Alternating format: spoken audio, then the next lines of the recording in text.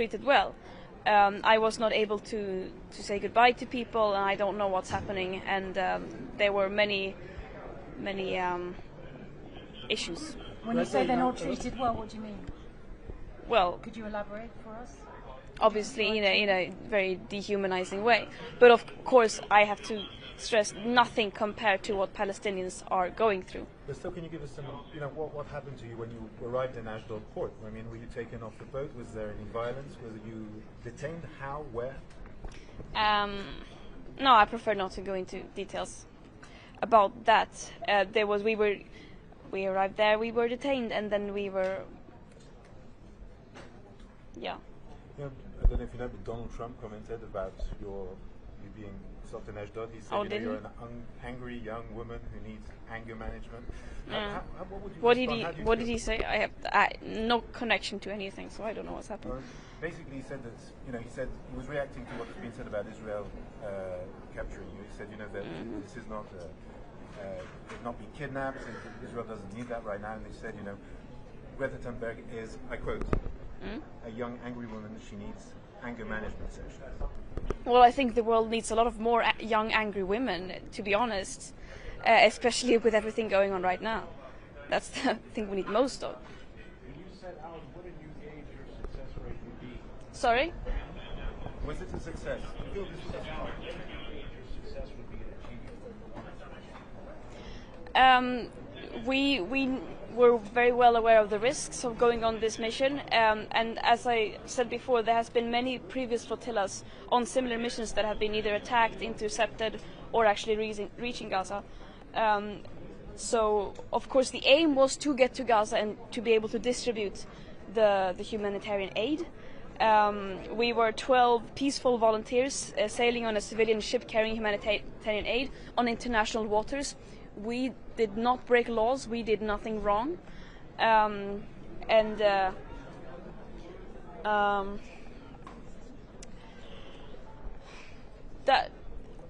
point is that whatever the odds are, we have to keep trying, because right now when you look at the state of the world, everything feels meaningless. But unless you try to do everything you can, that's when we lose our hope, no? Let's understand the context. That's a bit unclear. I and some others signed saying that we wanted to go back as soon as we could, not accepting that we entered the country illegally. And some people did not sign that. We were held in also separate places for many amounts of time. So it's a bit unclear. And as I said, I haven't had contact. I wasn't able to talk or say goodbye. But I do know that there were major issues with people actually getting to talk to lawyers. Yeah. Huh?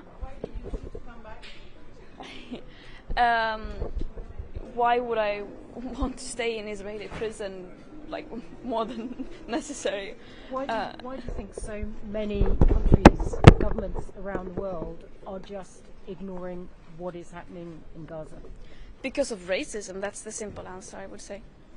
Racism and basically desperately trying to defend a destructive, deadly system that systematically puts short-term economic profit and to maximize geopolitical power over the well-being of humans and the planet. And right now it's very, very difficult to morally defend that. It is impossible, but still they are desperately trying, which is absurd is not the word, but there are no words to describe it. Vi kan ta på svenska. Ja, hej. Ja, det som hände var att vi seglade med blev attackerade och kidnappade eftersom det var på internationellt vatten av Israel och tagna till Israel mot vår vilja. Där vi blev häktade och nu har jag blivit deporterad. Och det här är ett av många i mängden av människorättsförbrytelser, krigsbrott som Israel gör sig skyldiga till, framförallt mot palestinier. såklart vi var medvetna om vilka risker som den här resan innebär. Särskilt om vi tittar på tidigare liknande uppdrag där det har hänt liknande saker med båtarna. Men såklart väldigt att världen återigen visar sina värsta sidor när ett land som ockuperar ett område och systematiskt stoppar all influx av mat, vatten, mediciner som behövs för överlevnad, systematiskt svälter ut över 2 miljoner människor, väljer att återigen blockera humanitär nödhjälp från ett civilt skepp med 12 fredliga volontärer på och kidnappa de personerna och häkta dem. Såklart, det är ytterligare ett exempel av ett av många felen med den här. Many people remember Mavi Marmara, 9 people were killed. Were you worried that you might actually get killed or severely injured? As I said, we did the necessary risk assessments and stepped onto that boat knowing what risks we would take with the knowledge of previous missions, but also with the enormous uncertainty that comes today with especially Israel's behavior. So it was included in the risk assessments. Where are you going now? Are you going back to Sweden? It appears so, yeah. Yeah.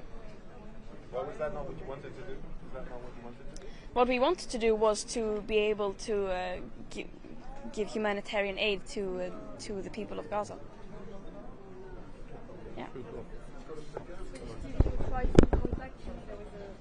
Oh, thank you. Thank you.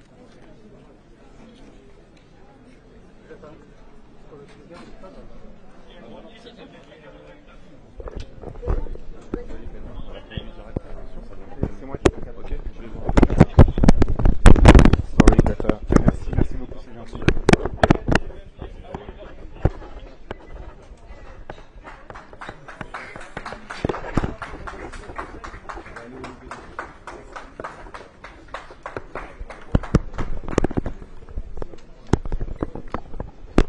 Pardon, monsieur. Je le vois.